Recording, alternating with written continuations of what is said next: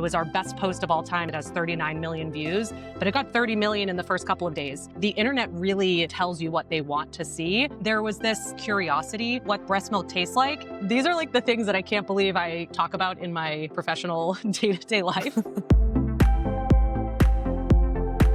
Welcome to In Her Direction, a talk series where I highlight inspiring women making bold moves in video, social media, and beyond. I'm your host, Brittany Doohan, and I'm here with Sam Yehle. She's a content creator, head of social media at Nara Organics, previously at Frida. In this episode, we talk about how Frida's breast milk ice cream campaign came to be, Sam's path to becoming a director of social media, a look behind the post at her creative process, and her vision for the future of baby and parenting social content. Thanks so much for being on the show. Thank you, Brittany. I'm super excited. Thanks for having me. Well, let's just dive into the first question. I'm sure, I'm really excited to learn more about this. So we got to talk about Frida's breast milk ice cream campaign. It took over the internet, hundreds and thousands of shares on social. It was on SNL, Seth Meyers. Where did this concept come from and why did you decide to do it? So the breast milk ice cream campaign was basically born from this insight that our team uncovered as they were developing our manual breast pump. And they, do tons of research, consumer research on, Reddit, on social. And this theme kept coming up where people were either curious about trying their breast milk, they had tried their breast milk, they had tried their friends or their partners. And there was this like resounding curiosity around what it tastes like. And that was sort of the genesis of this idea of like, hey, what if we actually answered this question once and for all in a way that is fun and a little bit unexpected? So we ended up, taking that insight and wrapping it into this breast milk ice cream idea. And we used it to help create buzz and noise as we launched our manual breast pump. And conveniently, the product launch was already scheduled for the week before April Fool's. So as I was sort of like mapping things out, I was like, man, this could be a really incredible opportunity to take an idea that already seems like there's no way it could be real and leverage all of the buzz and conversation that typically happens before and around April Fool's Day with brands doing stunts. There's a lot of like, is it real? Is it not? So it kind of created this perfect storm of an idea that was born from consumer insights, that was timed really well culturally on social, and ultimately, did what we wanted it to do in terms of creating a ton of conversation and curiosity around the ice cream, but also around Frida in general. It's so true that it's such a question where it's like everybody kind of wonders, but no one really knows. And my only frame of reference is that episode of Friends where Susan, who's Carol's wife, Carol being Ross's ex-wife, has tried the breast milk. And Ross was jealous and he wanted to try it too. And she said that it tasted like cantaloupe juice. Exactly. In my mind, I'm like, that's what I think it tastes like, but I've never tasted it. So I thought that this campaign was so genius. Totally. And I think that was like part of what was so interesting with this campaign is like taste is such a highly subjective thing. And if you ask, 10 people what they think breast milk tastes like, they might have 10 different answers, but it's not just about tasting something that is a singular idea because everybody's breast milk does kind of taste a little bit different. So I think that was also part of the incredible exercise that our team went through in developing the ice cream with our partners at Oddfellows was like, what is the right profile? Like, how do we want to represent this idea? And I think it was really exciting to see people come to the pop-up. And as they were in line, we were interviewing them and asking like, what do you think it's going to taste like? And we managed to get some people before and after they tasted. And some people were kind of surprised, but in a good way, there's sort of like a surprise and delight moment where they were like, it wasn't what I expected, but it does kind of taste that. Like, I remember it, or like I did try and I am breastfeeding right now and I've tried my breast milk and yeah, this tastes like it. So it was just a really unique experience in that way. It was very much like an opportunity for people to come in with their preconceptions or their ideas and then ultimately, sort of answer or see what our answer was to the question and how it tasted to them. So it's pretty cool. Have you tried the ice cream? I'm sure you have. And what do you think it tastes like? I absolutely tried the ice cream. I'm actually like an ice cream connoisseur. I used to call myself an ice cream tourist because wherever I went in the world, my first priority was like Googling and figuring out like what is the best ice cream or gelato in this area and going and trying it. So this was like very near and dear to my heart, but I tried it. It was like a really sweet, sort of like caramelly flavor, like vanilla-y, but definitely like a nice sort of caramel kind of undertone to me. And it was absolutely delicious. I would buy it again. I would eat again. I would serve it to my friends and family if it still existed. And I hope Frida brings it back in some capacity because the pop-up was, the best proof point. Like people want breast milk ice cream. They want more. So I think there's a lot more to squeeze out of it. No pun intended. Yep. So, what is the most unexpected thing that came out of this campaign? I think the most unexpected thing that came out of it is sort of all of the insights that we uncovered via social listening after we launched. And when we came in, of course, we were working off of these insights that we'd uncovered through, research. But the most exciting part about working in social is that you have an immediate feedback loop from your audience. And one of the themes that kept popping up in the comments of our launch post were people tagging Josh Hart, who is a player on the Knicks. And at the time, I'm not a huge NBA follower or basketball follower, so I didn't know who Jay Hart was, like at Jay Hart, but I kept seeing like, Jay Hart's got to be behind this. Jay Hart's got his name all over this. Like, Jay Hart did this. And so I was like Googling who is Josh Hart and Josh Hart breast milk. And lo and behold, Josh Hart is a dad. And he had gone viral a couple of years prior for tweeting that he had tried his wife's breast milk. And it was like a totally benign tweet and a totally human behavior and a thing that we know a lot of people, have tried. But of course, it got, it went viral and people completely roasted him. He had, his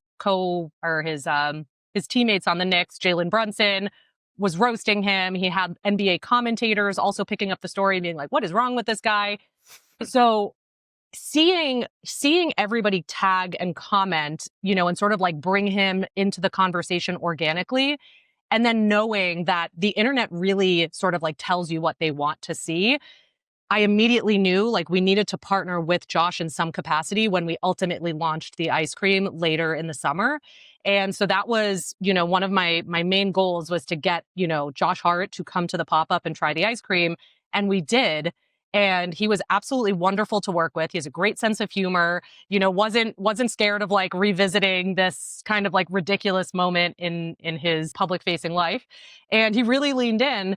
And the video that we ended up making with him was his most shared reel of all time. And even more so than some posts collabs that he'd done with the NBA and with the Knicks, who have tens of millions of followers.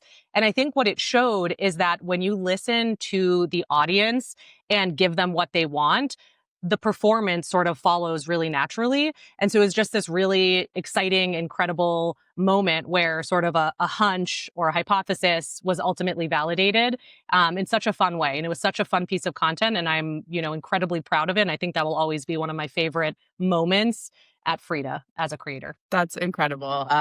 Congrats on that. That's so exciting. And it's so cool to see how, one thing can just sort of turn into so many more things based off of the reaction. And like, that's what makes social media really exciting.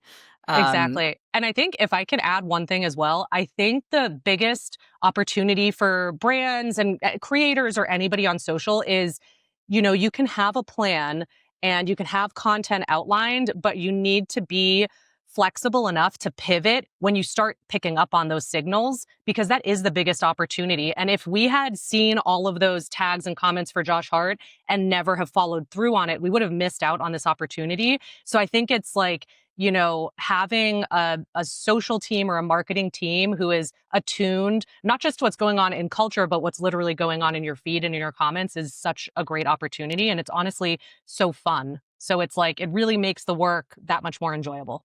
Yeah, totally. And speaking of pivoting, I would love to pivot to understand kind of your path to becoming a director of social or head of social. Clearly, you're crushing it. But what steps or experiences helped get you here? Thank you. That's a great question. It's also very humbling to hear because this sort of pivot into social happened just within the last couple of years.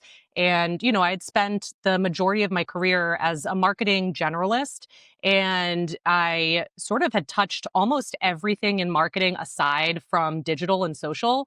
But I think it's kind of like this funny idea of, there's this like saying, if I win the lottery, I'm not going to tell anybody, but there will be signs. And I think there were signs and signals like early, even like, when I was a kid, I was obsessed with cartoons and the Looney Tunes. And when somebody would say, like, what do you want to be when you grow up? I would say, I want to be a cartoon voice artist. Like, I want to be the voice of the cartoon.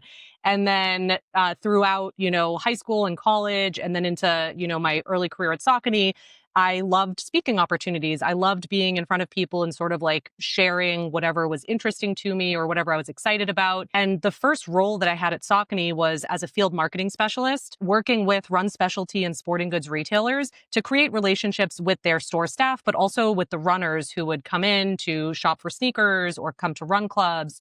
And that experience really allowed me to create this sort of service-oriented approach to the way I market and talk about products or a brand. So then fast forward at Frida, I came on board as a marketing generalist. I was, managing everything from, our go-to-market strategy for Frida Baby specifically, our email marketing, our e-com assets, our social, but I was kind of doing everything. And it wasn't until a year in that our team was tasked with figuring out TikTok and figuring out short form video. And it was a small group of us. We had a consultant come in, Ashwin Krishnaswamy, who's amazing. But, it was a group of four of us. And, Ashwin helped us, figure out like, hey, you got to shake free from some of your preconceived ideas of what social is. Like, it can't be so perfect. It can't be so curated. It needs to be a little bit more messy and, human. And so, we kind of outlined like, all right, here are some of the content styles that we want to try or the content formats. And we need a content creator. Like, we need somebody who's going to be dedicated and can pump out, a video a day, every day to really support this account and build it in a meaningful way. So we started scouting for a creator. But in the meantime, we really wanted to get things started. And so, Ashwin and the team was like, hey, Sam, would you make a few videos? And I was like, absolutely. And at the time, like, I had been managing our social and had been briefing creators to, make content for us, sometimes a few videos at a time or something. I knew enough about social and I sort of had this, desire and, passion for presenting and things like that. So like, I knew I could do it. And I think having his expertise and his guidance and the team's trust really allowed me to sort of like dive in. And the first video that we posted ended up going viral, which was like wild. Wow. And yeah, we were like, what is happening right now? Like, it was a very, I remember I posted it like in the evening and I woke up the next morning and I checked my phone like in my bed and I was like, oh my God, there's like hundreds of thousands of views on this. And it like kept churning through the day. So it was just like a very wild and immediate impact. And we sort of like continued from there. We continued testing and learning. And that is basically where that pivot was very specifically for me. And then I think over the course of the following months, as I really leaned in and really started to find my own sort of creative style and creator style, led to me moving from a generalist role into a director of social, overseeing all of our accounts, all of our platforms. And yeah, it was very, very unexpected, but in a way, if you piece together all of the things that happened, throughout my life and career, I think it kind of makes sense too. Yeah. I'm so curious what that first post was about. And like, I mean, how amazing that must have felt where you're like, wait, we're doing something right all from the start. Yes. Yeah. It was a post about Windi the gas passer, which is one of Frida's oldest and most loved products. And it's this little white plastic tube that you can use if your baby is super gassy and fussy and like nothing has worked, the bicycle kicks, the tummy rubs, and it can provide instant relief for your baby. It's incredibly loved. There's some like wild, hilarious consumer reviews when you go on the Amazon product page. But it's also a polarizing product. Some people are like, oh my God, you're doing what? Like, I would never. So I think there was like this natural tension in the product. and again, kind of going back to this ice cream idea, like a little bit of curiosity, like, what is this? How does it work? And I think those two things really create a great basis for content that can ultimately perform really well, and the fact that it is a product that you can show how it works. Those elements are like really important. And I think that's part of what Frida had that was so special and that allowed us to sort of hit the ground running right off the bat. So, speaking of great content ideas, what is your creative process for coming up with new content ideas for social? I think like there's this idea in the social space that you need to be chronically online and that the best social is reactive social. And it's like whichever brand is the first to jump on a meme or a trend. But I think the brands that I've really enjoyed following and the creators that I've enjoyed following, they're creating 100% original brand content. And it's something you can't find anywhere else.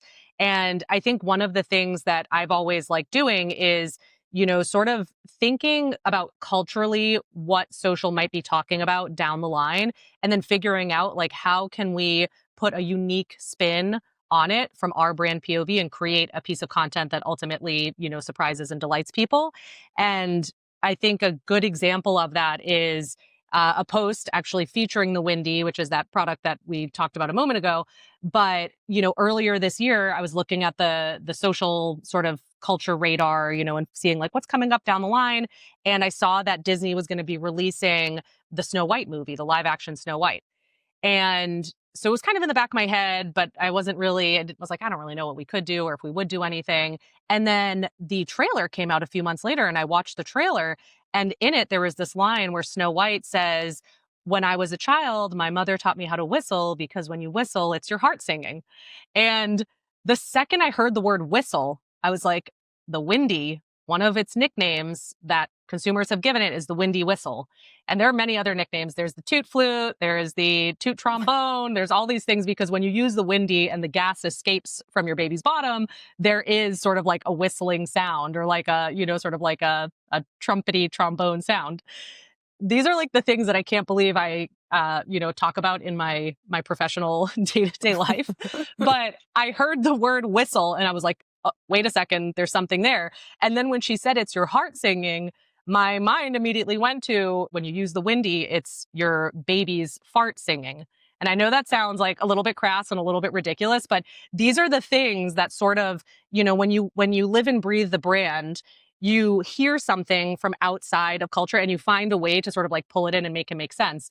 And so I was like, all right, I had this vision for a demo. So our typical demo with the Windi is I would use, a piece of fruit or something that's not a baby's bottom.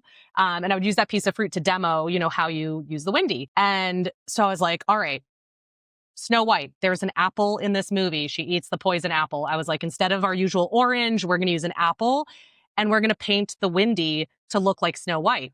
But then I did some quick mental math and a box of Windis actually has 10 Windis in it. And I was like, okay, in Snow White, there's Snow White.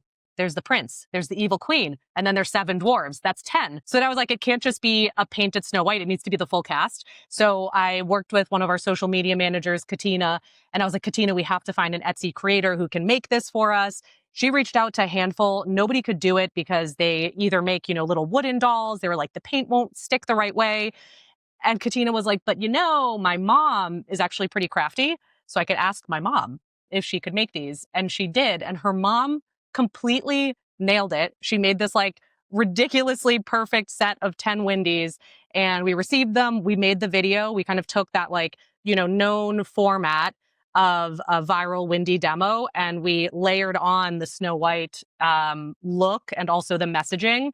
And the results were it was our best post of all time. Right now, I just checked it as 39 million views, but it got 30 million in the first couple of days. This idea that you have to do something brand new every single time does not apply in social. I'm like a big believer in taking concepts or pieces of content that have worked before and remixing and tweaking and finding, what's a new way we can spin it. Because again, the audience tells you what they want to see. So if they told you they wanted to see it once, they want to see it again, and maybe they want to see it in some different ways. But I think that's such a huge opportunity again for brands and creators is like, don't kill yourself trying to think, of brand new things all the time. Like there's so much information and data that you have at your disposal to sort of create content and work smarter, not harder.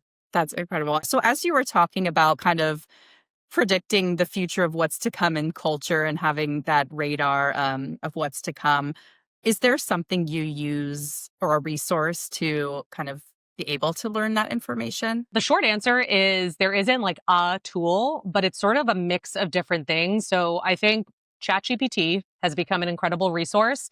And, in the past, you would kind of have to Google and be like, what national holidays are coming up? What cultural events are coming up? And you'd have to sort of like piece everything together and you'd still miss stuff. I think, part of being a part of a team is leveraging the humans on your team, first of all. But, everybody is sort of living in their own algorithm and in their own cultural space offline. And I think having enough variety of people and sort of perspectives on your team helps you build a vision for like where and how your brand might interact with culture.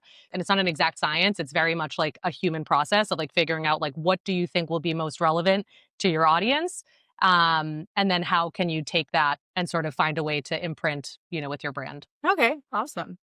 And speaking of perspectives, you have come into this role of sort of specializing in baby and parenting and pregnancy content.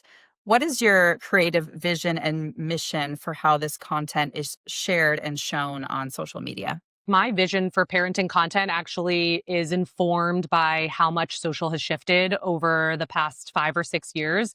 And I think prior to the pandemic, like pre-pandemic days, social was this very static, curated, perfect environment.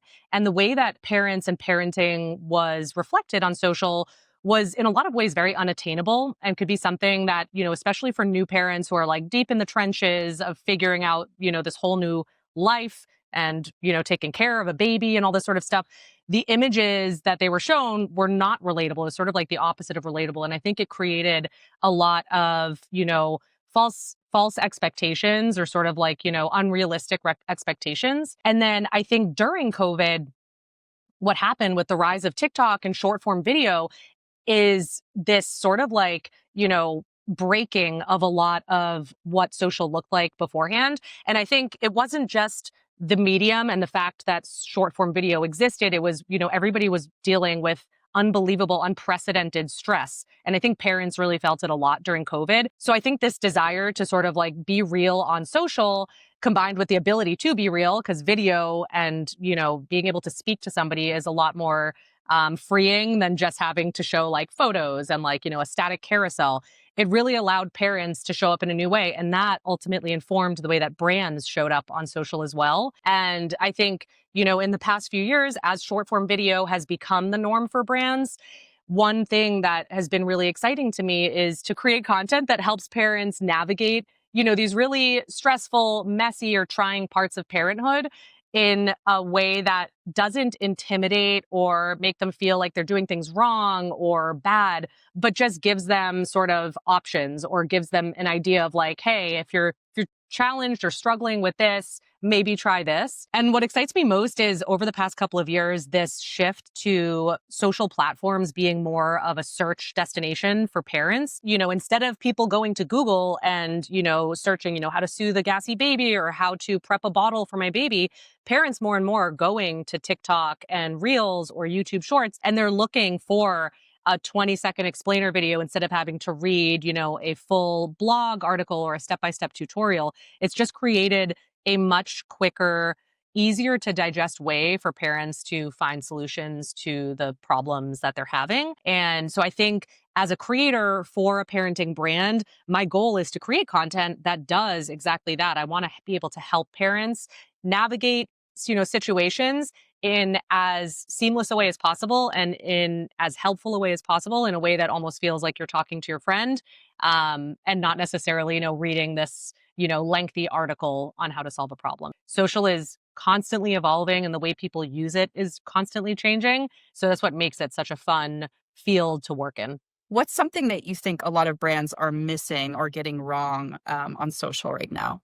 So I think one of the things that I hear constantly on LinkedIn, I spend a lot of time on LinkedIn, and a lot of social media managers do. So there's like a really rich, debate every week, something new. But one of the things that I hear a lot is this idea that product centric content, like content about your products, isn't interesting, and like it's too promotional and it's too, aggressive, or you're trying to force your products down people's throats.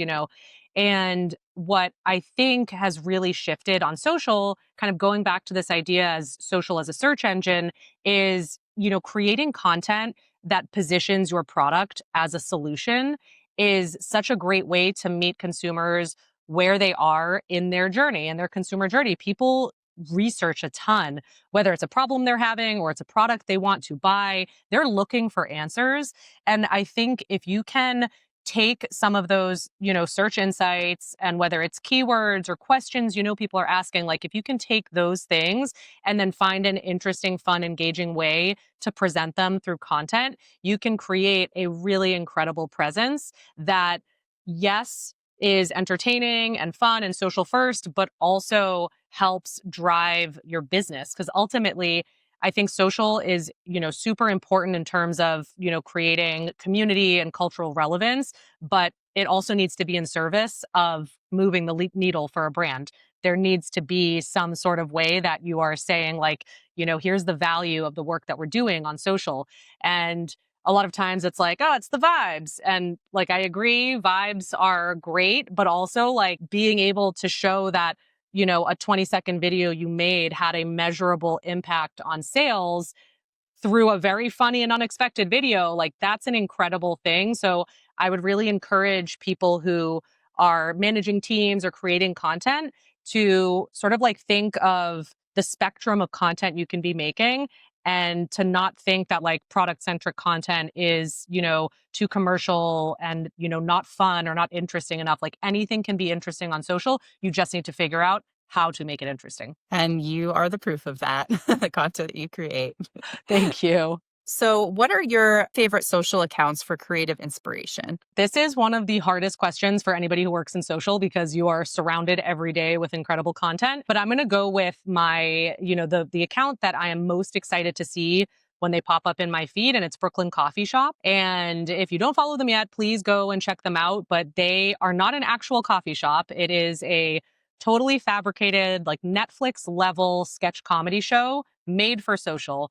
Each episode is like a minute, maybe a minute and a half, and it stars the creator, Pooja, and she and her counterpart, DJ, are these very like, sarcastic Gen Z baristas in a fictional coffee shop. And each episode features a different customer. And the writing is unbelievable, but also just like the quality, the camera work, the directing, editing, the sound, everything is, when I say Netflix level, it really is.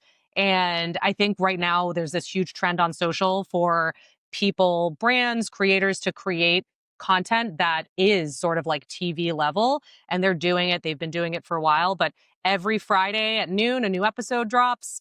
And I look forward to watching it the way that I did, back in middle school when you had to wait to watch a show. So it sort of like builds up the same sort of anticipation. And I just think they are absolutely incredible. And we had the very good fortune to work with them during the breast milk ice cream launch. We were actually their first ever sponsored post, which I cannot believe, but they were just absolutely incredible people to work with and so fun and creative. So highly recommend Brooklyn Coffee Shop.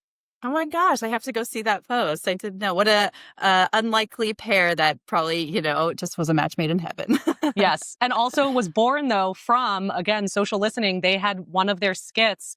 Somebody comes in, and one of the recurring jokes on the show is that they make all of their milks in house. But of course they're talking about like, almond milk, oat milk. But somebody comes in and she's like, "Oh, you don't have breast milk?" And they were like, "No, unfortunately, millennials aren't having enough babies. So like the supply is down." Like they had this whole skit, and I saw it and I was like, we need to partner with them and we need to do something around this. So we basically created a mini episode where they were working at the ice cream shop and serving the breast milk ice cream. So that was like, again, another one where it's, you know, taking your lens and like the things that you're seeing, but like having that like brand hat on really can unlock like really cool, fun, creative.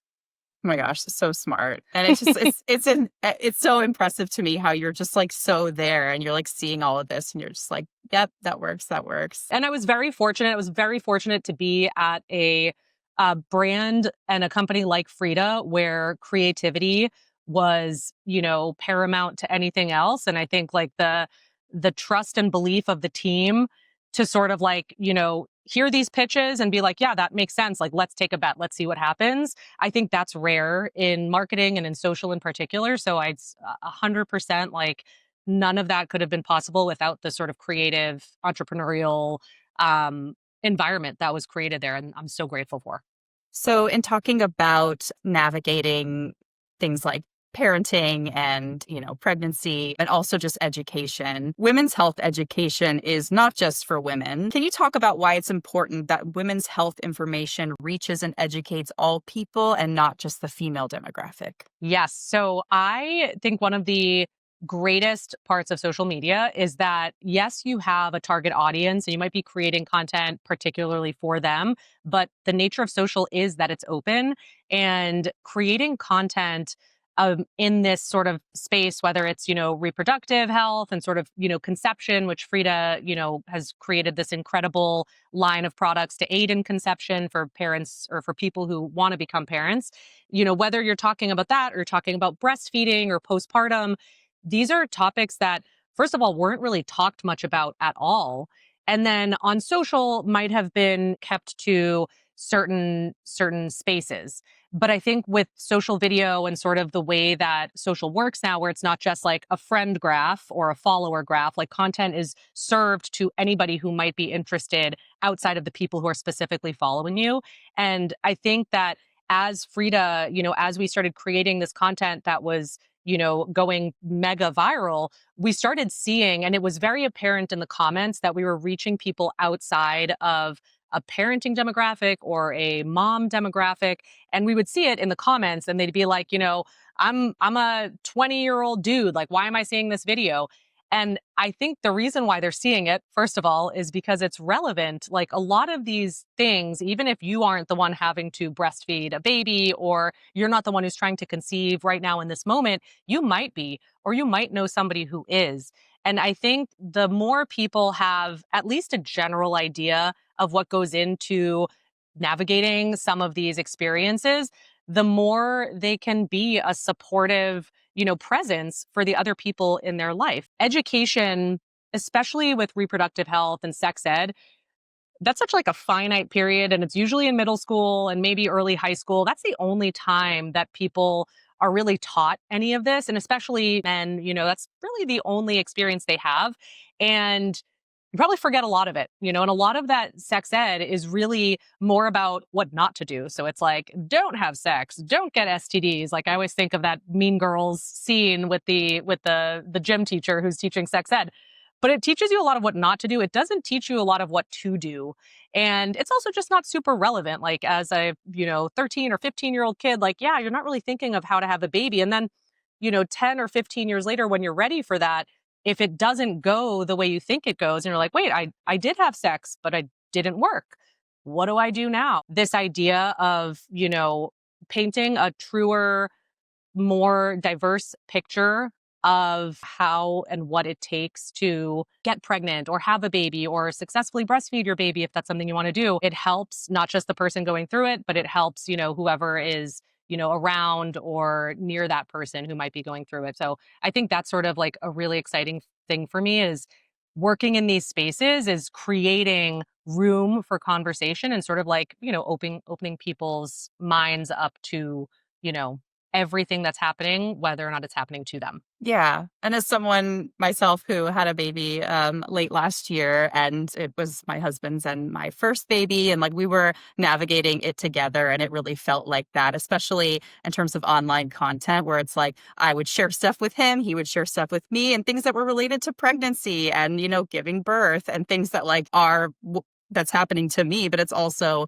he's my partner and my support. And like, it feels like we did it together, even though, of course, as the woman, like it's actually happening to you. But I feel like it's so nice to have the men or your partners be involved, just as involved as you are, because you're looking online and you're freaking out and you're like, what does all this mean? But having them right along there with you, it feels like it's more of a partnership when you're kind of both listening online and learning online with what's showing up on your algorithm. Totally. And I think with, the reality of social content is people bond through content, and a lot can be said without saying anything. And sometimes I think when, if you're really going through it, in the postpartum phase, for example, you might not be able to put words to what you're experiencing, but you might see a video or a post that really speaks to you. And sometimes it's as simple as sending that to your partner or to your friend or your mom or your in-laws, and letting that piece of content do a little bit of the work for you in terms of expressing how you're feeling. And I think that that's also something that, you know, might be lost on people, is like, content really does a lot to sort of like bring people together and reflect experiences that we might not be able to um, voice ourselves. And I think that that's, super important when you're, especially as a first time parent, going through these things physically, emotionally. There's like so much, in flux. So I think that that's like another great part about content, is just, giving people the words um, to express how they're feeling, or at least start to express how they're feeling. Yeah. Finding a support system and a group for like things that you don't learn about in school, or things that you don't learn about pregnancy or breastfeeding or things like that are all a surprise when they happen. And you're like, okay, now I need a support group. Yep. Yep. So exciting new role. You're now the head of social at Nara Organics. What excites you about this new role? So I'm really excited. And I think one of the things that I have learned working for parenting brands like Frida and now Nara is, parenting brands can seem like a really soft, sweet place to play in terms of social content. But both Frida and Nara play in these really emotionally charged areas of parenting. With Frida, it was, pregnancy, postpartum, breastfeeding. And at Nara, it's feeding and formula, which historically has been an incredibly complex sort of conversation. So I think similar to what I was able to do at Frida in terms of create space for conversations, I am excited to tread, very thoughtfully and carefully into the feeding conversation, and create opportunities for parents to sort of, make the decision that is best for them and for their family, and to do it with confidence and with as little stigma or shame as possible. So I think, I actually had told myself like I would never work for another parenting brand. Like I was kind of ready for something new. But when this opportunity came up and I was like, this is a challenging space to go into. And I'm excited to go kind of like headfirst into that and see what I can do and sort of, help build this brand. The formula just launched. So there's a lot to be done in terms of, building awareness, building conversation and trust with our audience. And I think it's going to be a really incredible opportunity to work with an absolutely brilliant team.